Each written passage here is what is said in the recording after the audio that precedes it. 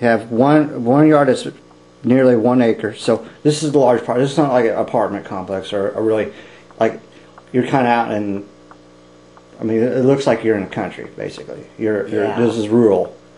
It is. It may be city limits, but it's pretty rural because I'm looking out the back door. All I see is trees.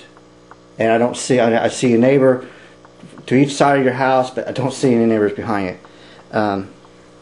Okay.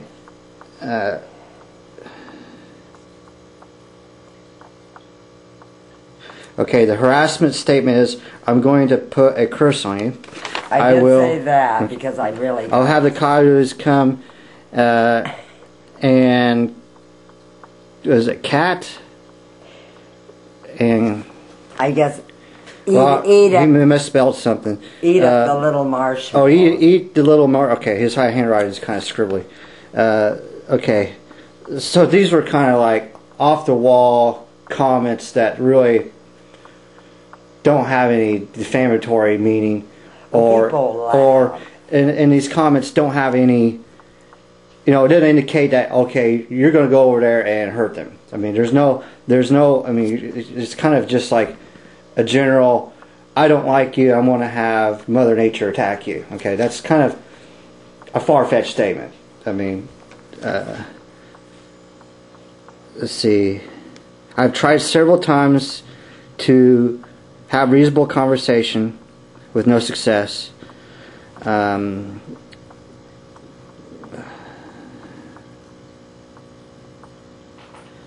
The noise have grown to the point that my children are afraid to go outside. Okay, alright. And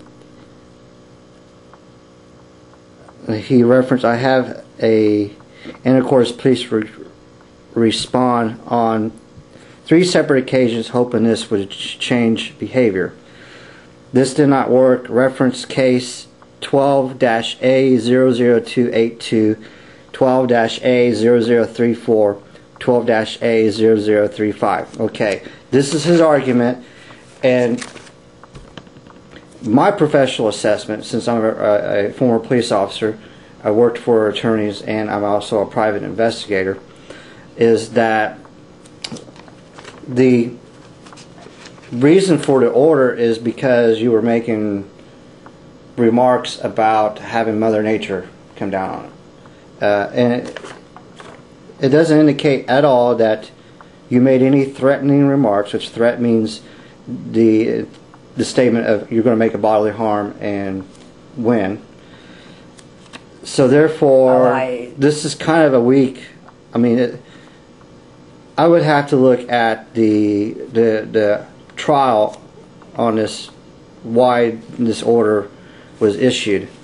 Okay, so, but the order still stands, and on the day that you were cited, kind of reiterate what the statement was that provoked this individual, the complainant, to call the police department. What did you say? You were just inside the house complaining about him, your neighbor, or... Oh, what provoked this? Yeah. I had it with him tearing up my property, tearing up my bushes. I had to sit here and watch this by myself. And then he tore up the property there. And then these people, what really got me is I talked to my girlfriend. What I'm trying to do is I'm trying to find out why. Okay, we know that he tore up your vegetation. What statement did you make, or what remark did you make to cause him to call the police department? I says they better stay off of my property. And you were saying it's inside the house. Of my property. Now, they better stay. I think I was standing around it was a warm day. The kitchen window was open. This door was open. The screen door was closed. Okay. Now, what statement, when you made that statement, did you make it to another person inside the house? I was just, no. You were just annoyed, you were just making, you were just talking to yourself, complaining to yourself or to your pets? Yeah. Okay. But the door was open and the window, and the neighbor probably heard you from... Yeah. Okay, because were you shouting or just... talking. I might have been shouting. I was very upset. But you were kind of complaining to yourself. Yes. All right. And it wasn't like you were standing on the porch yelling directly across or opening a window and start shouting. Did you do any of that? No, I was standing right here. Okay. She did come over about that time to move the hose. She was close to the property line. What's the name of the police officer that came to you? Oh, that came Jacobson, and I've had rounds with him. These questions that I asked you, did he ask you these same questions or similar questions? I said I'd been talking, or I was talking to a girlfriend. But did he ask you any questions like I did? Did he ask you were you standing at the door? Did he ask you? Okay. Did he even ask you? Okay, so he didn't ask you, did you yell at him? He just asked you if you said anything. And then you tried to, I heard the recording, you tried to clarify yourself, and it seemed like it laid on deaf ears, and he decided he was going to write you a citation. Oh, he went and he came back and said, I don't believe the door was shut or something like that. Okay, he doesn't believe, but he doesn't have any evidence supporting that, whether or not the door was shut. See, and you can hear good because he yelled at me when I did open the door. He yelled, Shirley. So I went out there and no, he probably wouldn't argue with a man like he pushes me around. Yeah. You got a couple photographs of the vegetation that he damaged.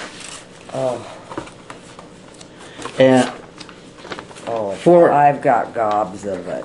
It's worse now. Okay. You can go look at that.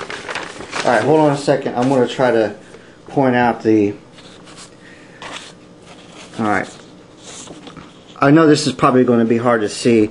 This is O Avenue, and this is her house, and this is the property line. And you can see that it goes right through some vegetation between two driveways, and this is the address of the location of the complainant. And we're talking about the vegetation right here.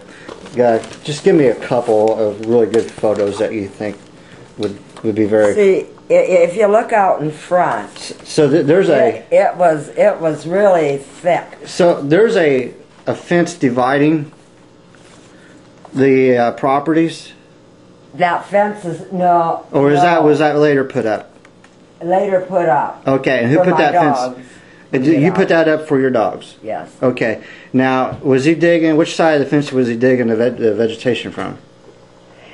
He dug up there, and I went out and asked him, why did you dig up my shrubs?